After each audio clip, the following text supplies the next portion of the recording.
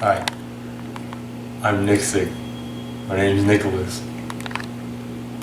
Okay, so Nicholas, I already talked to your brother Gavin, obviously. Can you really can you tell me about when you guys really came up for the idea for Fight Night and how it kind of molded into this big machine? The story of it? Yeah. Okay, so there was a website I made called Friends and Family. Gavin told me about it. Yeah. And there was this time of WWE of CM Punk and John Cena. Yes. Okay. You guys said the same story. Okay. Yeah. So Gavin liked John Cena, and William at the time liked CM Punk. So they were arguing who had the best guy, and I was in there saying like Randy Orton's the best one. But they got into it. So then Gavin made this topic about William sucks and Gavin's awesome. Yeah. Which turned into just like another thing. Like two people talked about it. Then Connor just pops on and says, I could kick both of your butts if I could. Yeah. And that's when everyone just started wanting to go at Connor and Willie wanted to have a match. Yeah. Like a real match, see who could beat each other. Okay. So Gavin told me about 10, 1, 11. Obviously, can you tell me anything about that? Did he tell you about the David and Noah? He did not. So one of the matches was Caden and Noah, and at the time there's brawling throughout, actually trying to beat each other up. Yeah. And Caden gives him a big clothesline, hitting Noah so hard that he didn't finish, and he just sat in the corner for like the rest of the show. Wow. And there was a match like a Money in the Bank, and we wanted to let him win because he hurt himself, but he didn't want it anyway. Wow. It was my birthday at the time, and William was the one who wanted to put the first show all together too. Yeah. So, like 10, 1, 11, or do you mean like Winter Bomb? Like 10, 1, 11. when you guys, because Gavin said you guys had like 40 matches for like. We had set up to do 40 matches. We got like 22 of them. Yeah. Last one being like a tag match. And everyone was just so tired they wanted to do it. But it was like you guys were like actually wrestling each other though. It was like you guys are just trying to like wrestle each other to the ground. It And, wasn't just like doing moves Connor, just like pull you to the ground and just pin you. Connor beat Gavin in like 5 seconds. Okay. Can you tell us some of like the biggest kind of best memories you remember of the year leading up to like the main show, Fightline 1? Well, the one that stands out was like the first time we crowned a major champion with Zach. Yes. Me, Caden, and Gavin. We both pinned Gavin at the same time. And Zach just came in and pinned him, and that was like the solution Yeah. of the Booker, the dad. Yeah. One of the shows after the Snow Blowout, which was the only paper, it only happened once ever. Yep. When Connor first ever hit the soaring skillet. Oh yes. Everyone, it was me, Caden, and Gavin. We just lost it because we've never seen a move like that. That's a move that's never really ever been done in wrestling. Never. It's really like original. Yeah. All right. So yeah. Did you have anything else leading up to Fightline 1? One of the ones that stands out is when Jordan first came into Fight Night. Because Gavin said it was at Inferno, right? Yeah. He debuted at Inferno, yeah. That was also like back at the 10, 1, 11 area that Jordan said, I could actually beat Connor. But he didn't actually get into doing anything until that Inferno. Yeah. Which when we were actually like booking the endings. And he won his first match against Caden in 7 seconds. Then he beat me in like 10 seconds. Then just jobbed to Gavin and Connor later on in the show. Really? I don't know why he beat him that quick. And it was funny.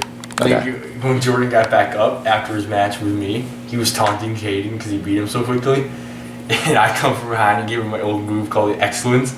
And Gavin's pizza on the table falls off onto the floor. Everyone's like, oh, you're an Excellence. And the kid's like, and his pizza's all over the floor. Alright, so coming in to Fightline 1, which is like the first, it's like the first major show that we've ever done, and myself, Nate, MPK, debuting at this show. Can you just kind of tell me about how you guys came up with the idea for Fightline and like where it kind of came from? Well, Fightline came from, see, we were trying to figure out a name for a show because we knew it was going to be like the WrestleMania of it all. Yeah. And then Gavin found like the Fightline. Fightline's an actual like thing. But there's like a logo for the Fightline. You found the Fightline logo online? Yeah. And that's what made it all true. And heading to the matches, I remember it was MPK and Alex both made their wrestling debut at that show. Yeah. And that back then it was whoever, I'm pretty sure whoever was in the match decided who was going to win. Yeah, I remember that we all kind of like, you guys voted, like, Nate, you're going to win. I'm like, All right, sure. Yeah, then I remember they told me afterwards the main event was Connor against William, and It took forever, right? they just flipped the coin, Yeah. and then William won. And leading up to William's like, I can do the Starship Pain, the Swanton Bomb, when he couldn't do anything. Oh, it's so and Connor fun. was doing it all in the Money in the Bank match. Just That's awesome. What would be your best memory of Fight Line 1? My best memory is I think the loudest reaction that's ever happened in Fight Night in my match against the dad. When I gave him a choke slam, and everyone was so into it. Because if the dad won, Fight Night would just end it.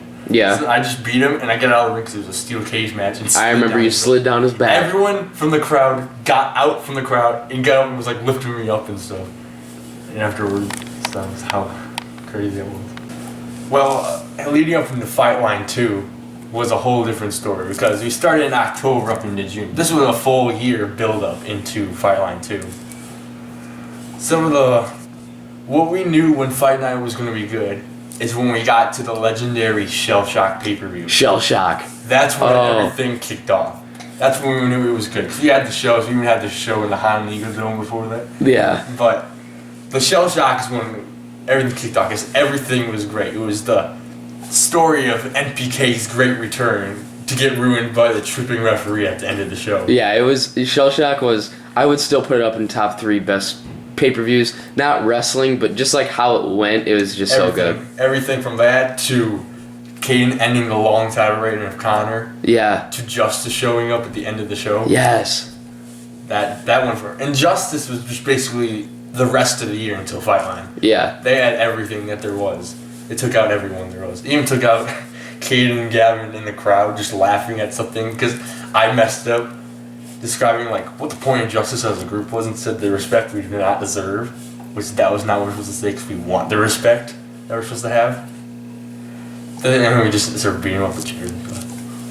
All right, so kind of tell me, like when you guys started thinking about Fight Line 2, how like the ideas for it started happening, and like when you knew it was going to be like a solid show.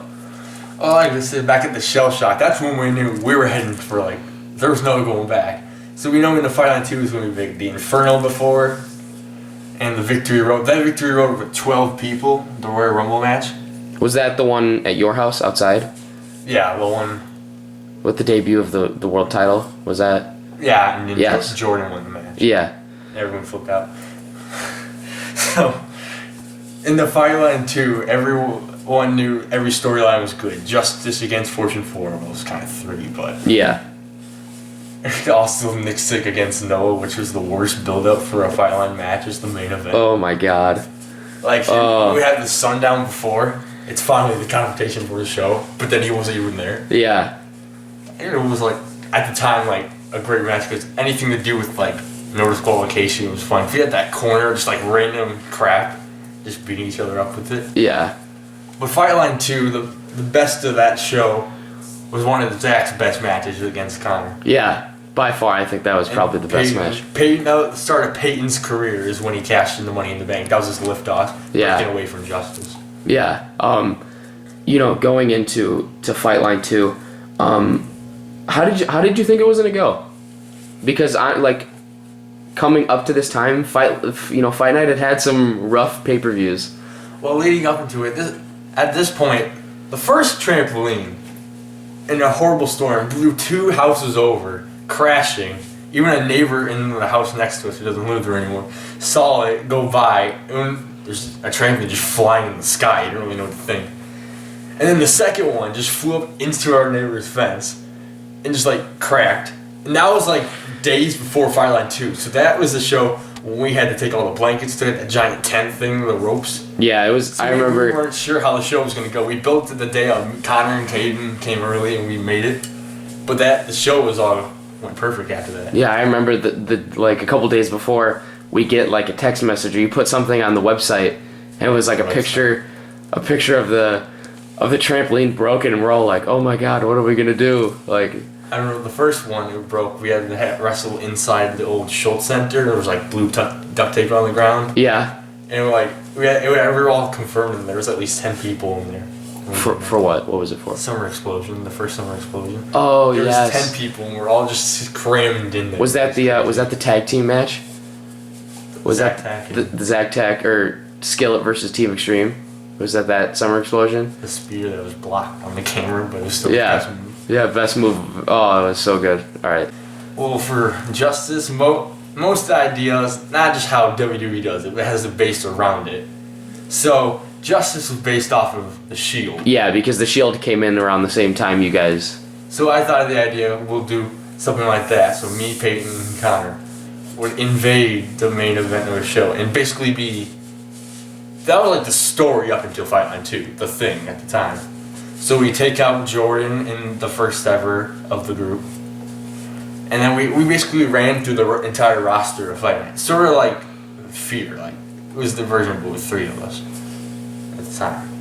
So when we head into the end of the group though, it was awkward though, because the group never had disbanding like the Shield did, like with the chair and stuff like that. It kind of just fell apart, and there was no true ending to the group. Like it just fell apart. Yeah. Well, when did you guys I understand you got the idea from it. Who really had like the original idea? Was it you? Were you kind of the architect of the group, or? Well, Connor knew about the Shield too, and it was a good idea. Like we didn't want to be totally like the Shield, like do the powerbomb stuff. So like we all did our finishing moves. Yeah. At the time. Okay. How influential do you think the Shield was? Because the Shield, looking back on it, not the Shield, but Justice. Like looking back on it now, Justice was that was like year 2 of Fight Night, kind of in recap. Like that was mainly all of year 2. So the Justice helped Fight Night too. Like the first year was, I like to separate Fight Night by like different eras. So like the beginning was the Connor era, because there was a time period where he was the champion for like an entire year. Like he had a belt. If he had one, he lost one, but he happened to have another championship on him. So like the second era I go by is the Justice era, because that's basically defined. If you look at that time period, it was Justice. Yeah. So after Fight Line 2, we go into Summer Explosion, and then you kind of give me a recap and your favorite match from year 3. Following Fight Line 2. Fight Line 2 to Fight Line 3 was a good year, but it was a tough one, because after Fight Line and Summer Explosion and all that, after Connor and Caden moved to North Carolina. That was a big blow, because they were like the main people of Fight Night. Yeah. Well, they were part of like the original 4 with you guys. Like you guys created the company, so like they had to be at every show. So having them being gone completely was really a tough spot. So from the Revolution that they left, I think it was a really good out of them being on the main active roster at every pay-per-view, having them both fight for the championship, like both major championships in the main event. Mm-hmm. It's one of the great matches of that year.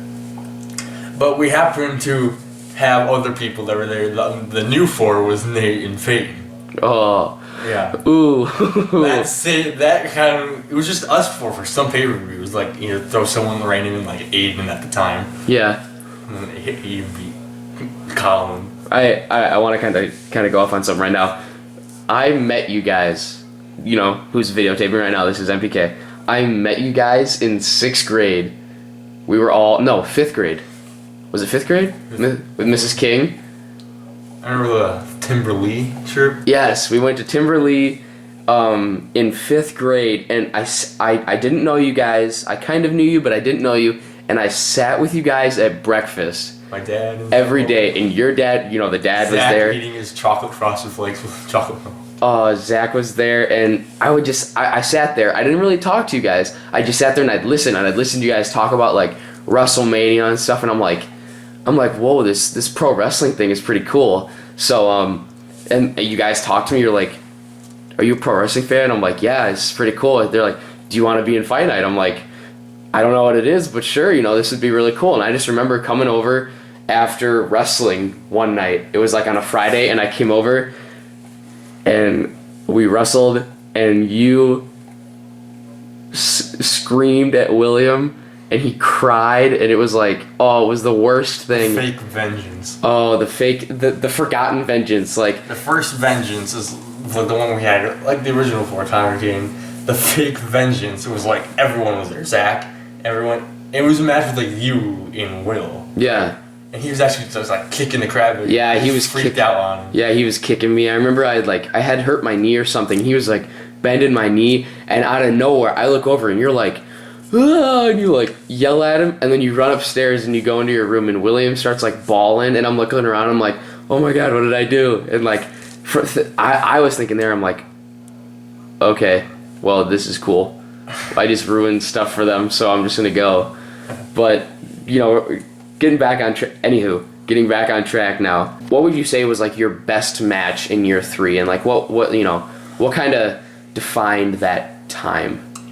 Defining that time, like I said before, was the transition out of Connor and Caden and having to go on to new stuff. Yeah, because, sorry to cut you off here, but like year 3, that's when we really knew. We're like, whoa, like we're on YouTube and people are like watching us, so this is like the thing. FightNite was like our lives. So this is, yeah. Yeah, I remember during that year was when we started the YouTube, like we started before. We started to put some stuff on there.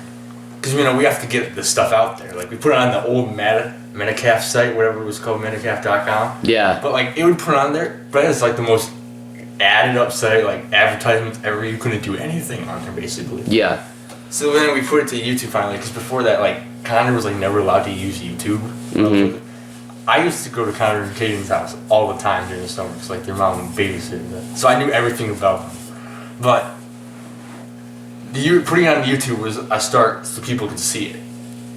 So I would say the best match I had was basically the feud, even though Connor and Caden weren't there, that expanded through the entire year. From when they left the Revolution, I cashed in a Money in the Bank case. Yes. We went to their house in North Carolina, filmed an altercation between us, leading up into, I think, the best match of that year was Fightline 3. Me and Connor wrestling in the rain in the main event. Yeah, me and Gavin talked about it. The great story of it all. It was raining, like it was. I don't know this way. We came back from like a camping trip or something like that. Yes, I was with. Yes, we were all together down in. Or like something has to go right or something has to go wrong. So then we're like, oh, so Jordan bailed for the 500th time. Yeah. And so then it was okay. So it just starts raining outside in like the last 2 matches. And last night just soaked it outside. Me and Connor going at. That gets involved in the match. It's raining. The camera just stops working, so we're just sitting there and just pouring rain. And then at the end, and so Connor pulls out a table and puts a ladder on top of it. It's he can fall at the rain and everything, just makes it all slippery. He gets on it. I knock him off the ladder, and on top of everything else, like my deck is really like slippery when it's wet. He gets on the railing and holds up the championship game, which I think was really cool. And my mom was like, "He's gonna fall." Yeah, me and Gavin were talking about it. We still think like your guys' match there was one of the best matches. You know, it was a good match, but like just like where it was, like the time frame, it was like perfect place, perfect time, like perfect story with the rain and everything. It was so good. Like me and Gavin and I think William was there. We were all huddled eating Tostitos chips, commentating underneath an umbrella. Like we had brought an umbrella off your deck. And we were sitting there commentating. We're like, oh my god, and it's pouring and lightning outside. Oh, that was awesome. I remember the Tostitos part. There's a match earlier in the show with Gavin Caden. I remember the year before that. Gavin Caden was the match that happened 20 times, and people were like, I'm tired of this. So the moment it happens, the year they come back and have a match, you, Connor, Will, are eating Tostitos at the table while the match is going on. And I go, let's ask the commentator. Let's see what they think about this match. And all you guys, I'm not even paying attention to this. Just like, yeah, just chilling out the entire time. So going through year 3, leading up into Fightline 3, give me kind of your recap of that. Like an era standpoint. Yeah, like just kind of like a couple pay-per-views leading up into Fightline 3. Like kind of give me your recap of how you think it went going up. I think the build-up into Fightline 3 is not as good as it should have, looking back at it. Because I remember the year before that, we had matches from like Inferno and like Vengeance set up for Fightline. Yeah. But when we headed into like Victory Road and stuff, we didn't really have a clue of what the matches were going to be for Fightline. Actually, the camping trip, we didn't know. We set the entire match card up in the main event. I thought the projected main event was going to be like Caden, Peyton, Nate. It was like a fatal 5-way or something. Yeah, it was like all of us. We guys stayed up until like 2 o'clock in the morning. horses. in a tent. I'm talking about horses when I'm sleeping. We get to the main event of the show finally, and go, who's it gonna be? And Nate's like, just be Nicholas and Connor. You fall asleep and like you don't talk for the rest of the thing. I go, Connor, what do you think about this? Doesn't respond, and everyone just like this asleep. I can't remember keep getting text messages from inside the camper telling me to be quiet because we just started laughing about everything. Yeah. So like the build up into it, like we had a great build up at the time. Like everyone hated Nicsick. The goal was like who could go up against Nicsick. That was like because everyone hated Nicsick. Yeah. He would start something new with everyone. So that was basically the build up. Because when we got to the Victory Road and the Sundown before, we didn't really have any in stone build up. But Fight Line in total was great, even though it had no build up. Okay. All right, going into Fight Line 3, give me your recap. How it went. We already know about the main event match. You know, everyone knows. Just give me the recap of how you think the show went. From start to finish, it was, I think, one of the best pay-per-views that there was. Because just of how everything went. Every match, Caden Penguin, which is a really underrated match if you don't really know about what? Dayton versus Pater, the opening match of Fight Line 3. Like, that match was a really great match, but people don't really remember because it's just the beginning of the show. Yeah. No one remembers. It's because like it'd be like crappy match like Firecracker versus Kalisto. No one remembers. Yeah. But just every match in between, you against William and 3 stages of hell match. Yeah. you gotta go to like 3 stages of Hail match sponsored by Hailstorm. Yeah, for Hailstorm or something. Yeah, just every match into it had a type of story.